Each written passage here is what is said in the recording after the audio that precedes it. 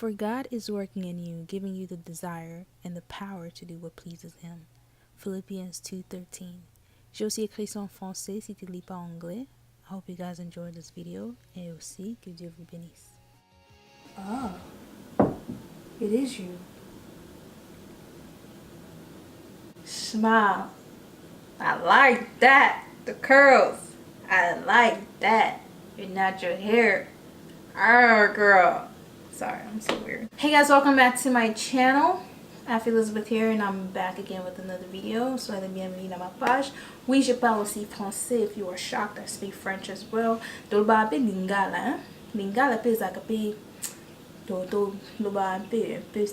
we're going to be talking about porosity today, and I'm going to talk to you guys about different type of porosity. Yeah, so if you are here, you're trying to figure out what can I do for my hair to look popping.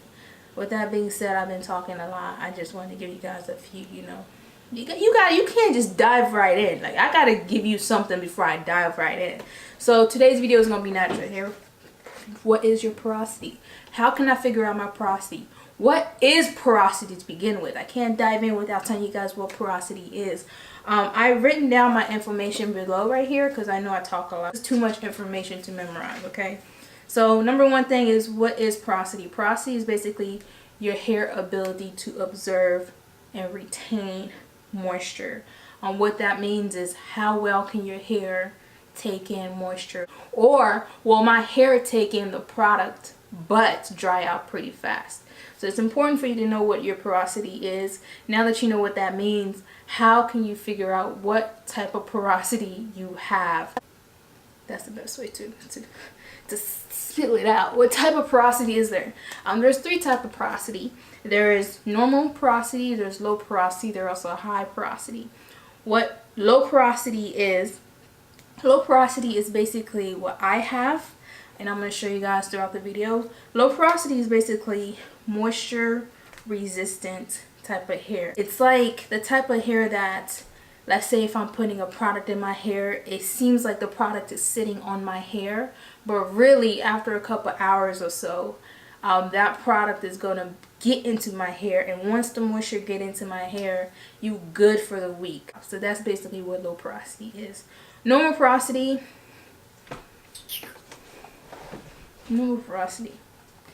Vous qui avez les normal porosity, que Dieu vous bénisse. That's what I'm going to say. People with normal porosity have it easy. I'm going to tell you guys right now. People with normal porosity is basically hair has compact cuticles, and it's easy to let moisture in, and also it's easy to obtain that moisture for your hair to to be good. So high porosity is the third one. Buzz down, Tatiana. I want to see you buzz down. Gosh, Monday. I don't know. High porosity is thirsty, but high porosity is basically, it's hard for your hair to maintain moisture. My sister and I, we have two different porosity. Throughout this video, I'm going to show you guys how I figure this out. I've always knew we had different hair type, but her hair is high porosity. So that's basically thirsty hair needing product that helps to retain as much moisture as possible.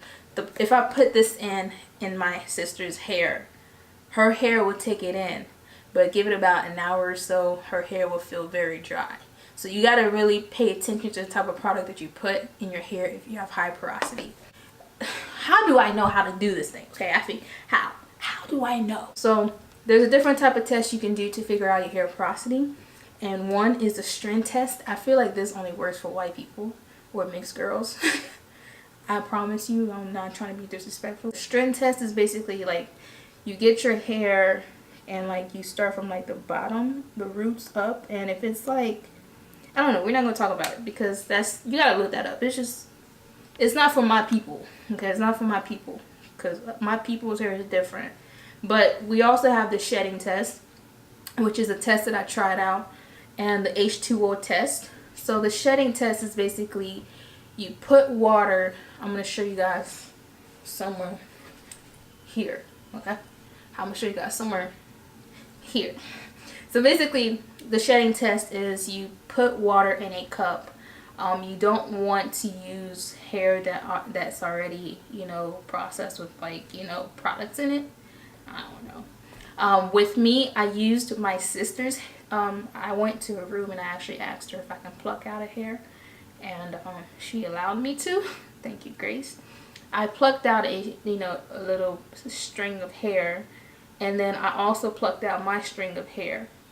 You want to do this with hair that have no product in it. So basically my hair was already washed when I did it. Hers was super dry.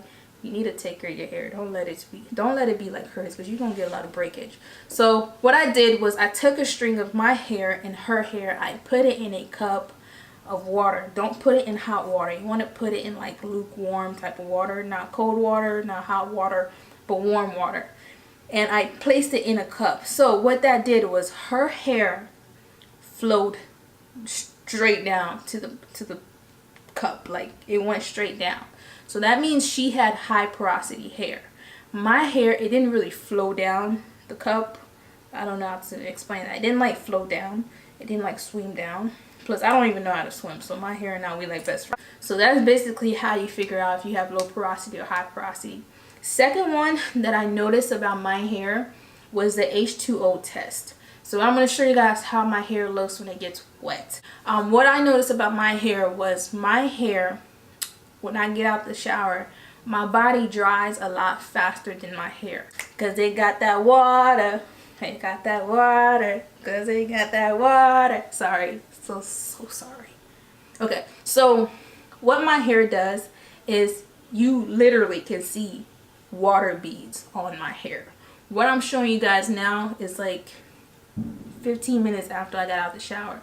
My body dries a lot faster compared to my hair. Like, I literally can see like water droplets because I got that water. I literally can see like water droplets on my hair, and sometimes it gets annoying. So for my sister, her H2O test was more like after she gets out the shower, after she washes her hair. The thing about hers is her hair dries a lot faster and she doesn't see the water beads on her head. You can't really tell if it's normal porosity or not. It doesn't really talk about it. So now that we figure out different type of tests, let's move to characteristic on, taking care of your curls. Especially when you're trying to look for products.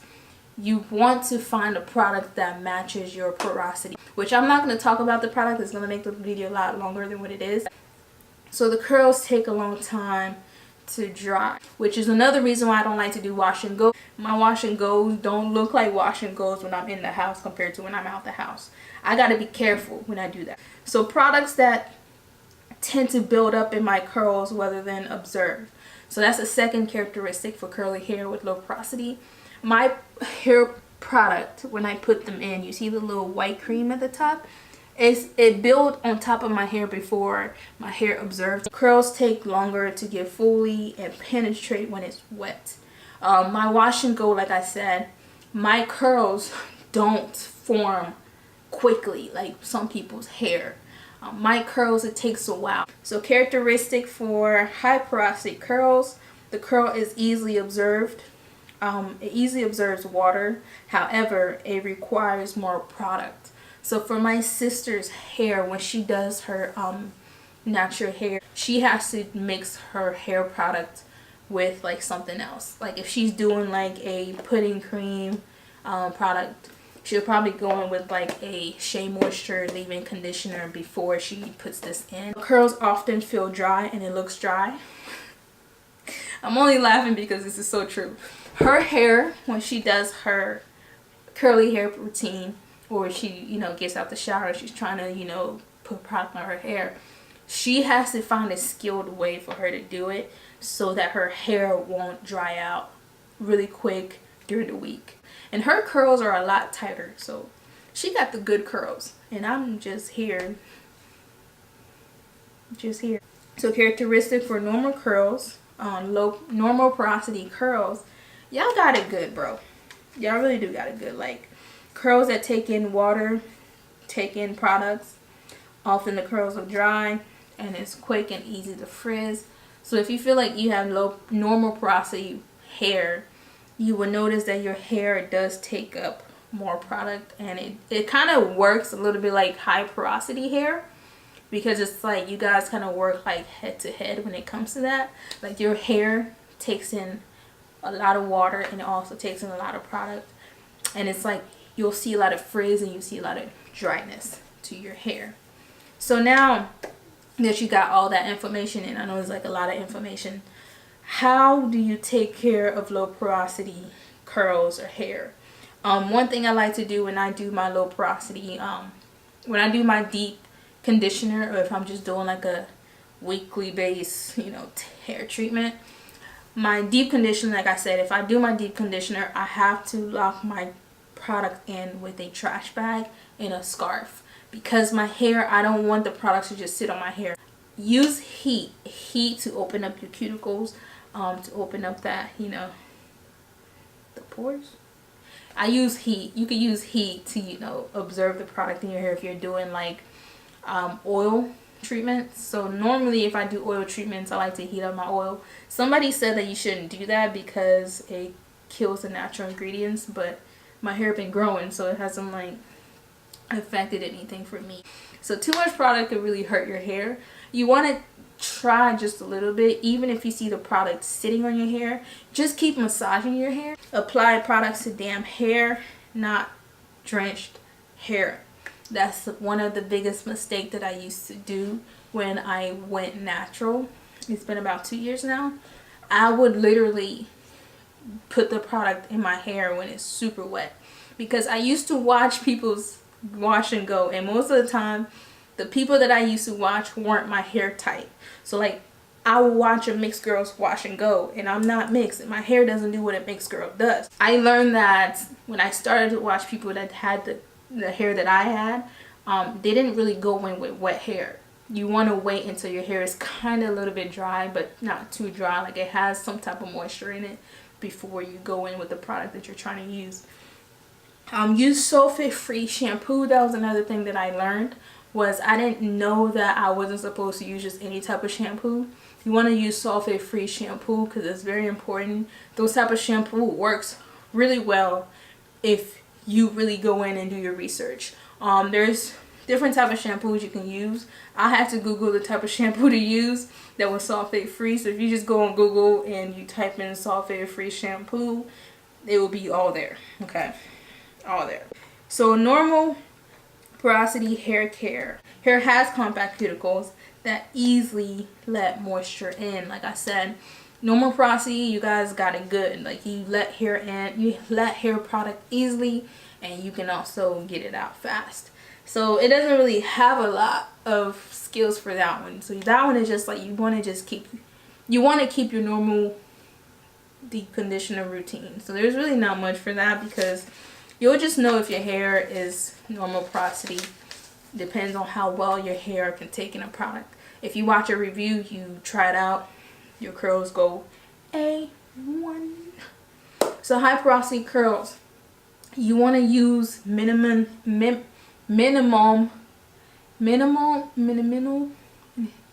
oh god, okay, heat. So with high porosity curls, it's best for you to dry your hair. You don't want to over dry your hair with heat. I would say use less heat. When my sister does her hair, I tell her to let her hair air dry instead of using a dryer. Sometimes she don't listen, so that's her hair, not my hair. But if you do listen to me, I am gonna say let your hair air dry instead of, you know, using heat, because it is gonna dry it out a lot faster if you use a hair dryer instead of letting your hair air dry. Incorporate regular deep conditioner treatment into your hair curl routine. That's the best way you can, you know, really get the curls to pop, and it won't over dry your hair later on.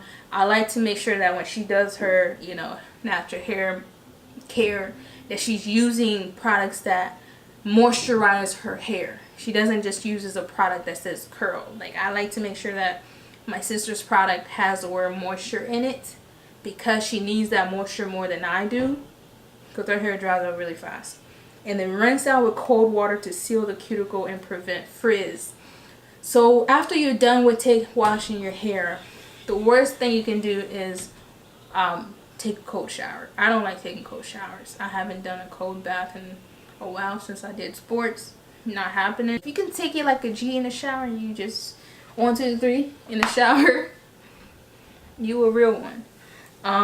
Last but not least, detangle gently with a wide tooth comb to keep your hair from breakage. I would say this is the most important, especially if you have thick hair.